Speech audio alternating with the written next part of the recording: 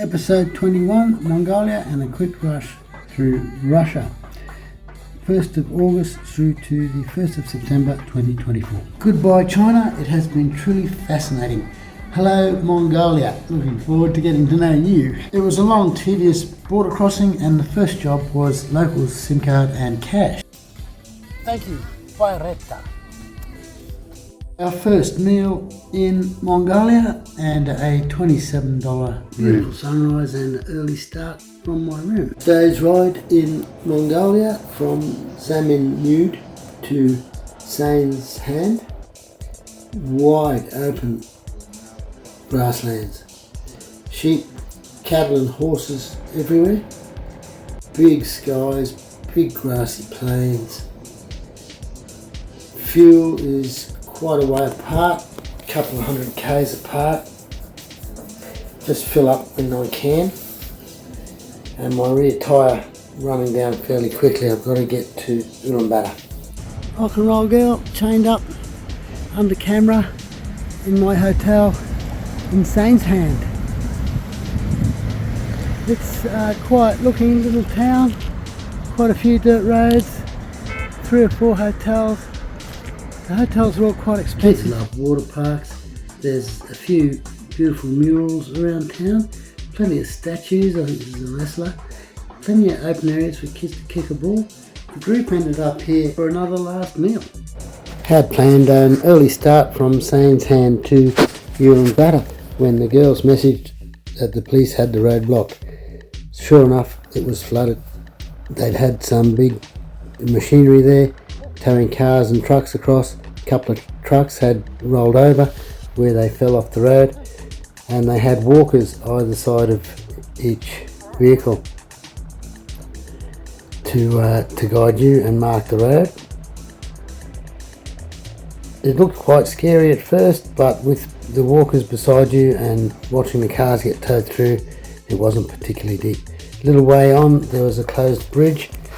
Lots of trucks bogged in the sand beside the bridge and just had to make your way around that. From there the weather was nice, cooling off quite quickly, and plenty of stock along the road. You had to be very careful of that. At one time a truck very nearly cleaned up a horse right in front of me. Here we go. But it was a good ride. Starting to cool off very quickly. Plenty of livestock, these beautiful twin hump camels along the road, and I caught up with the girls for lunch. It was cooling off. I unpacked my jacket only to find mould. Had to tear out the zippers. Rock and roll girl chained up in the yurt camp outside my room. Ulaanbaatar, the capital of Mongolia. I'll be here for a few days. Evening view from the back deck of the restaurant area in the yurt camp where I'm at on the northeastern side of Ulaanbaatar. It's a really lovely, comfortable camp and the people here are absolutely beautiful. Sunday the 4th of August I was spotted by a Facebook friend as I made my way across to Nadam, a big festival. Lots of horses everywhere. Lots and lots of horses. What looks like the main pavilion with singing performers in traditional costumes.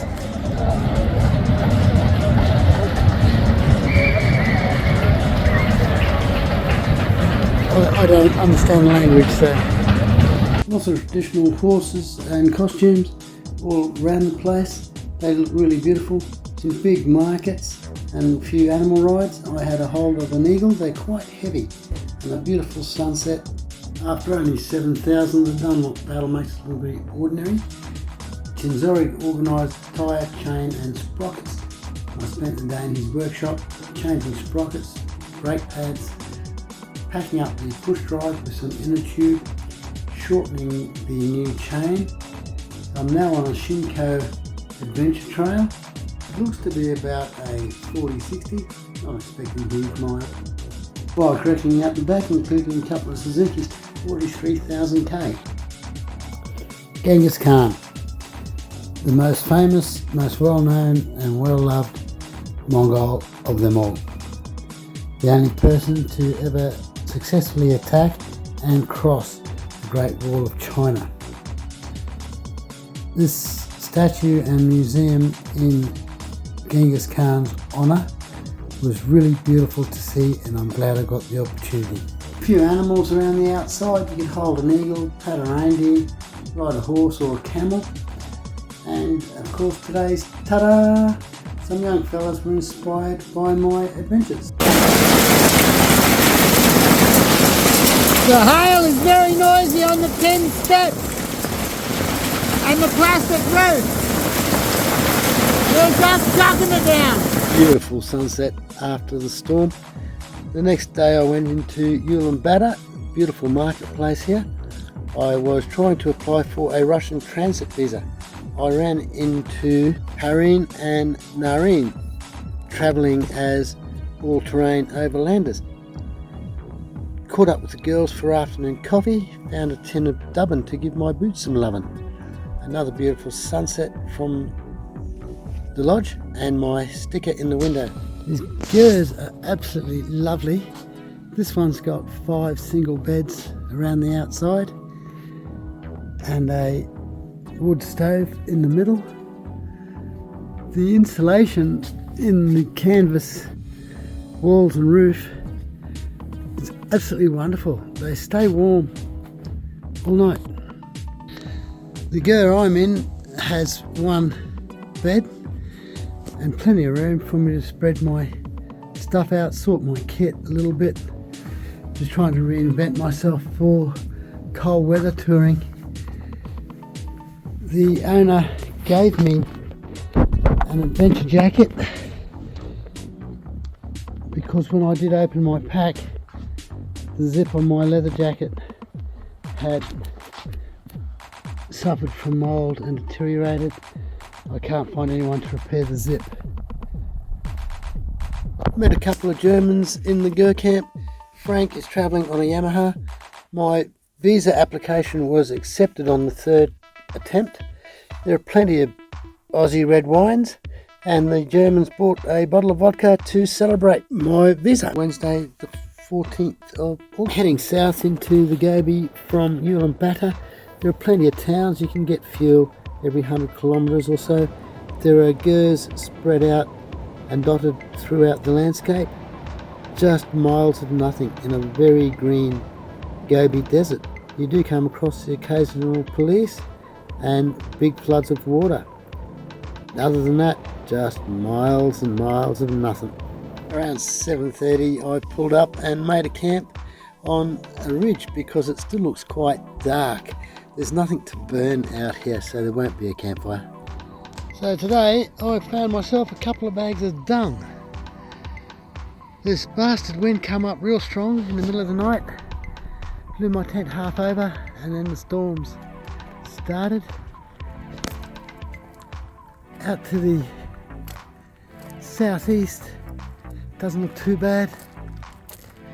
Come around this way and we can see these lightning storms getting quite serious. I've got my bivvy fly over the tent. Hopefully that helps me a little bit better tonight. If it keeps circling around to the northwest, I'll be alright. Camels are herding. I've got everything pulled into the middle of the tent. The storm came in, the rain's very heavy, the wind's very strong. Trouble with a tall tent. It's nice to stand up in, but it doesn't stand up against the wind. Bottle of red. Try and stay dry. Some people want to laugh at this big 4-man family tent I carry on a motorcycle along with the swag. Look, where the tent drips, this camp's covered in swag. It's fantastic. The swag's easy. Unroll it, stick the pump in, blow the mattress up. Days like this where it's just chucking it down, I've got plenty of room for all my gear. I can sit out here in the vestibule, I can cook, and I can enjoy a red wine. Meanwhile, Any luck, the storm is passing over. As you can hear from the... Plenty of water everywhere as I approach Dallin Zadgad. Very wet Gobi Desert. In a gur camp, drying out.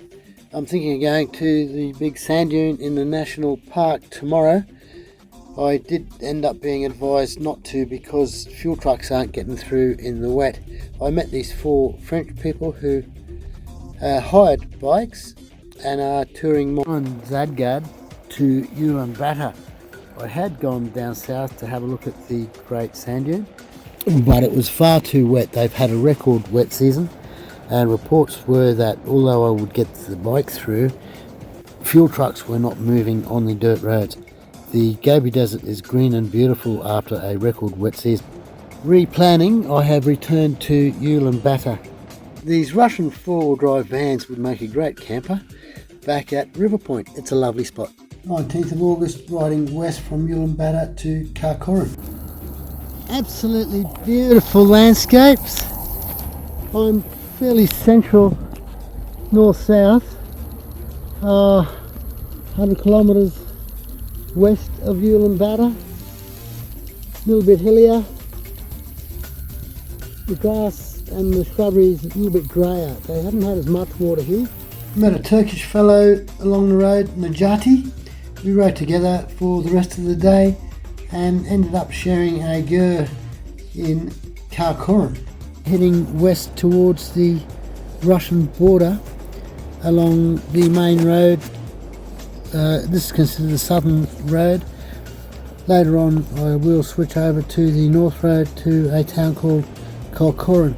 I met a Turkish fellow and we travelled together for a little while, and we're sharing a gur in Karakoram. I forgot your name, sorry. Necati. Necati is racing towards the Russian border in the next couple of days. It was a lovely ride today, plenty of goats and cows and camels all along the road. These guys are right in the middle of a little town, I don't know the name of it. We met a Russian heading in the opposite direction. Gur camps are beautiful, but at $52 a night, it's better to share if you can. So I'm in Karakoram for a couple of days. I had a look at the old Tibetan Buddhist monastery, which was built in 1585. Started off as Hindu and converted to Buddhism, as a lot of them did. Buddha of the past, present and future. Familiar story. The Karakoram Museum was very good, and in sections from the Stone Age right through, very much depicting Genghis Khan's rise to power and his descendants. Karakoram was Genghis Khan's capital city. Wet, miserable day as I left Karakoram this morning. Plenty of livestock along the road. You have to be very careful and just slow down, let them make their way off the road. This is a big mob of sheep and goats all mixed in. My chain and tyres are barely 2,500 kilometres old, but I busted a main link. This little girl fell asleep on her dad's fuel tank. This beautiful couple drove me around and found a mechanic with a suitable chain. I ended up stopping in Avakia for the night and having a bit of a look around. Leaving Avakia this morning, it's beautiful riding weather and some beautiful shape to the country. There's quite a few rocky, hilly areas. There's a lot of goats that are climbing up and down these hills. It's a beautiful riding day today.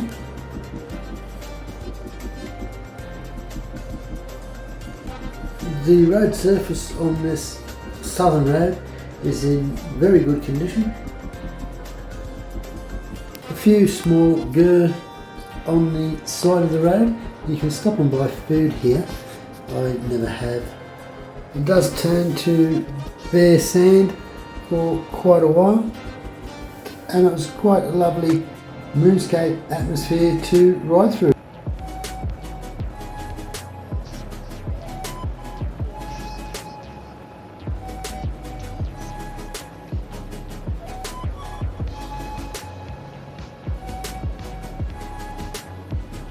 A little later on, the ankle-high shrubbery came back in, and I started exploring some dirt tracks for a campsite.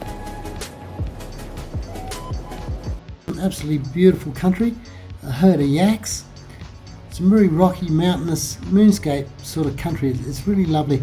Little towns nestled in among the mountains and plenty of wildflowers throughout the desert. I stopped by the horse monument, which was quite good. I did try to get behind the hill for a camp, but it was very deep sand and I twisted my leg. I ended up finding a camp about 30 kilometres the other side, west of Butts again. I just poked along this little track for about 400 metres, got myself between a couple of hills so that I really can't see much of the road from the camp, and people driving past really don't get much of a look at me or my camp. There's no drama camping in Mongolia, wherever you like. There were a couple of cars that came down this road just on dusk. They gave me a little wave and nobody really said anything. The wind did come up in the morning, but being below these couple of hills, I wasn't too bad. I did get a couple of shopping bags of horse dung, and I found a little piece of pine, so I was able to have quite a nice little campfire.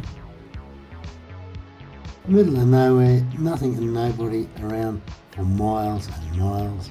Lovely little fire just on dusk with a red wine and some noodles for dinner. Just west of Butts again, making my way towards the Russian border. Saturday 24th, the country is quite dry now, flattening out again, and they certainly haven't had the rain here. My leg was swollen and stiff. I've got a room for a couple of nice rests. At breakfast on Sunday, there were quite a few bikes in the car park. There's a couple of Turks moving through and a Spaniard staying there. There was plenty of sticker swapping, story swapping, and the Turks carried on their way. A beautiful riding day as I left Altea this morning. The left leg is still a bit stiff and sore, but it's working okay. A beautiful sunny day through this absolutely wonderful mountain scenery, and plenty of small girt villages along the way. A lot of these have petrol stations, but they are only a fuel stop. They're not a service station. If they have 92, you're lucky. Otherwise, take the green if that's all they've got. I did ride into some cloud and it was quite cold. I didn't get any rain, but I did get cloud mist droplets, and before I knew it, I was back into the beautiful sunshine. I did blow a chain. I'm blowing chains like confetti at the moment. This is my second chain. This one only lasted 1,000 kilometres. I think it was the wrong size. I've got a 520 chain on a 525 sprocket. I'm now on a 530. Some beautiful scenery, lots of gers, lots of mountains and snowcaps, blowing chains like confetti. This is less than 1,000 kilometres old, in the middle of absolutely nowhere. I managed to splice a couple of bits of chain together, ran into the Silk Road rally going in the opposite direction, and Covid, a large town where I managed to buy a 530 chain, which should hopefully fit a lot better.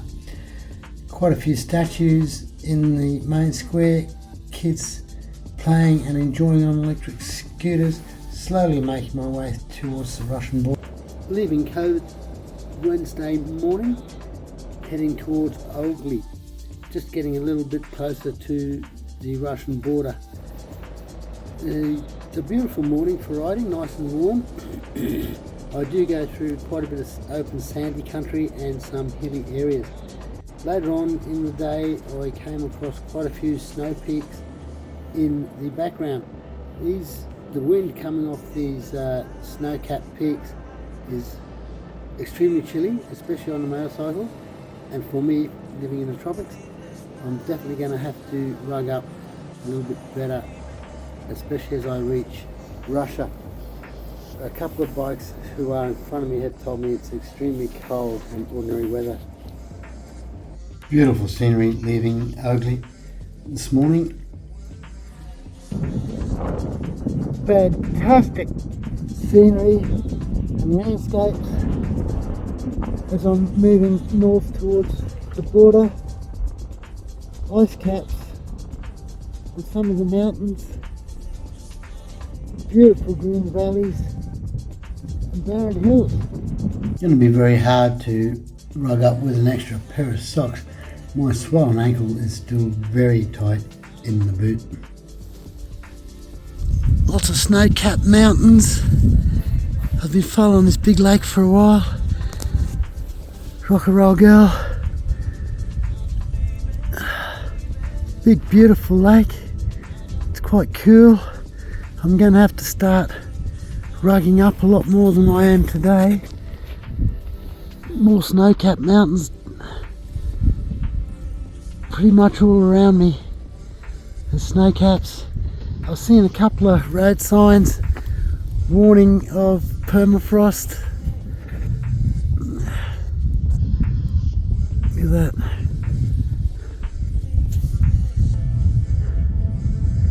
And this the main square of Ugly. I need to find some Russian rubles and just tidy up a few things ready for my border crossing. Got a bloke a bit heavier than me to bounce up and down on the chain, and it looks nice. There was a traditional show at the restaurant this evening. I'm not too far from the border now. 29th I rode up to the next town to save time.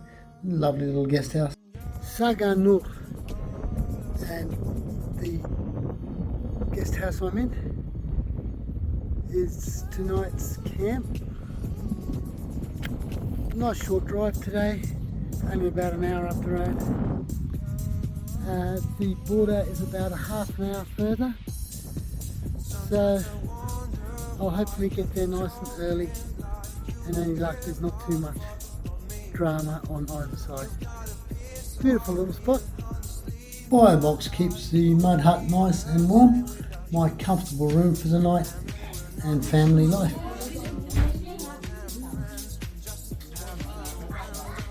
At the border nice and early the next morning, so goodbye Mongolia, it has been an absolute pleasure. Hello Russia. 47,000 on Rock and Roll Girl, lots of snow-capped peaks all around me. Yeah, Rock and Roll Girl and I in Russia. Lots and lots of snow peaks down here.